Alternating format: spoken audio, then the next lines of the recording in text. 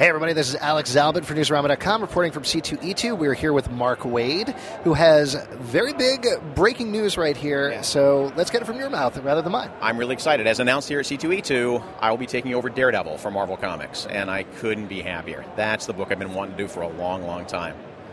So if you've been wanting to do for this for a while, how did it come about? Did they approach you? Did you approach them? Yeah, well, actually, Steve Wacker, who was my editor on Daredevil for the longest time, and 52 before that, had been nosing around asking me if I was interested in doing Daredevil, but I didn't have a take.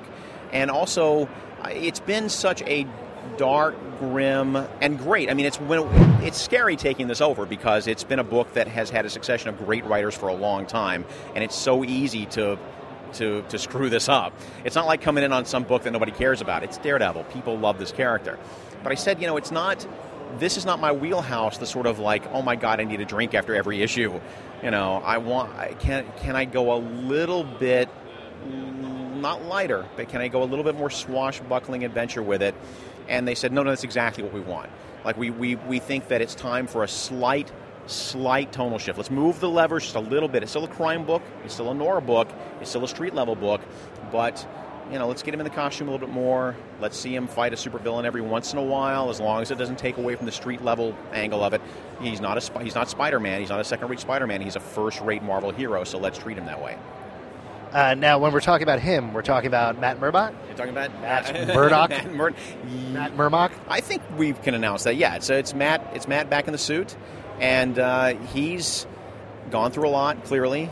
And the way we're playing him that I think is interesting is that he's kind of decided to rewind the clock a little bit. He's decided that, I've been suffering a lot. I've been, spent a lot of time on rainy rooftops and mourning the deaths of so many people I know. And I need to, I can either sink one step further into despair, or I can just get my act together and try to almost like wind the clock back and sort of almost like pretend some of it never happened, but that doesn't go down well with his friends. That's the thing. I mean, he's willing to sort of do a reboot on his life, but Foggy and his other allies and Luke Cage and all the other people he knows, not going to let him off the hook that easy, and that's your dramatic engine for the first arc or so.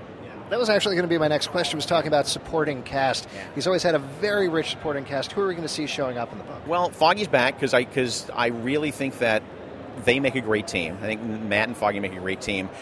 We will be introducing some new cast because Matt can't be a trial lawyer anymore. He loves the law. He loves being a trial lawyer, but every time he steps in a courtroom, now that he's been outed as Daredevil, even if only a small percentage of New Yorkers really believe it, it's something that the defense can always turn to their advantage whenever Matt is on the stand. They will call him Daredevil. They will refer to him as Daredevil, and it really undermines his credibility in the courtroom, and to a point where clients are like, I would love to have you defend me, but the trial becomes all about you. So what can Matt do with this skill set that he has, and what can he do as a lawyer that doesn't involve him taking the spotlight? And what we found, you'll see in the first couple of issues, I think is a real departure for what the character does. It still keeps him in the legal world, but we don't have to have him stand around courtrooms, which is kind of comics death. Guys in suits standing around courtrooms for page after page. And he can be more of an investigative type. You'll see. But I'm really excited about the take we've taken. I mean, just to follow up on this, and this sounds like the part that you don't quite want to talk about, yes, but how much are we going to see focusing on a civilian life versus a superhero life? Actually, I think it's a pretty even split these days. I mean, I'd like to see him in the Daredevil suit more. So we will see him. I think maybe the way to express it is that, at least for the first few issues, the Matt that you see on the street is the same sort of noir, dark, gritty, night-driven Matt Murdock character. When he's in the Daredevil costume, he's not going to be swinging around like Spider-Man, but there will be a little bit more high-adventure swashbuckling to it without in any way making it feel retro or making it feel old-fashioned. It's just we want to integrate him a little bit more into the Marvel Universe. Because he's been over in his little corner for a long time, and these have been sensational stories. But the tone the feel at Marvel is, let's move him back toward the Marvel Universe just a little bit and see where that goes. Can we talk about villains a little bit? Yeah, a little bit. Because I think there have been some brilliant Daredevil stories in the last 20 years. I think there have been some amazing stories. If I never see the Kingpin again as long as I live, I will be happy. That said, I'll get hit by a bus tomorrow, and the next thing will happen is somebody will put Kingpin in the book. But they're doing a great job with Kingpin over at Spider-Man right now, where he originally came from anyway. Ninjas, I'm kind of done with ninjas for a while. So let's see, let's see Claw, Master of Sound, up against Daredevil. Let's see Electro against Daredevil. Let's see, again, not the world-beating villains, not the guys who are not the Thanos-level guys, but let's see a little more supervillain action in that book. I mean, what people tend to forget about Frank Miller's run, as gritty and noir and crime-driven as it was, is he fought the Hulk. Frank had him fight the Hulk, so even Frank was willing to let him stretch a little bit and play with the Marvel Universe a little bit. Now, there's one villain you left out of that list, who, of course, is totally 100% dead, who's Bullseye. Any plans there? Sorry, Bullseye. That ringing bells. I'm sorry. I don't know what you're talking about. The guy Matt? No, I don't know. So beyond that, let's talk about the artist. Actually, yeah. So this is the news that hasn't been leaked by other sites. Paulo Rivera will be joining me on the book, as will Marcos Martin.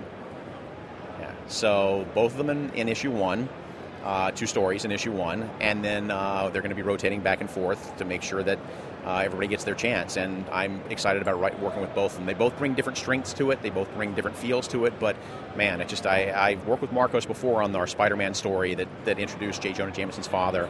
And Paulo I've never worked with, but I get to hang out with him all next weekend at a convention. We're going to plot the future, and it's going to be good. Can you talk a little bit about what each of them brings to the title? Because obviously they have very different styles. They really do. But Paulo does the street stuff really well. He does the expressions really. He basically he does big set pieces really well. And we need some of that. For the big action, we need that. What Marcos brings to it is he loves the minutia. He loves the sort of like watching Matt walk through a New York City street and just seeing all the things that Matt would see from his point of view. He notices the flutter of a bird's wings, or the way a girl's hair blows in the wind, or the smell of a farmer's market 2 blocks away. Like Marcos is really good about getting in that head and doing all the little tiny character stuff that's really good with Matt. So it's between them, they're a really good team. And when is the title starting to hit? Starting July. Daredevil #1 ships July. And you're on it for the long term? As far as have you heard something? Okay. No. I'm on for as long as they'll have me. I mean, I really dig this. I've been wanting to write this character since I was a kid, and I can't wait. Great. Well, thank you, Mark, so much. Really appreciate it. And you guys, stay tuned to Newsrama for plenty more from C2E2.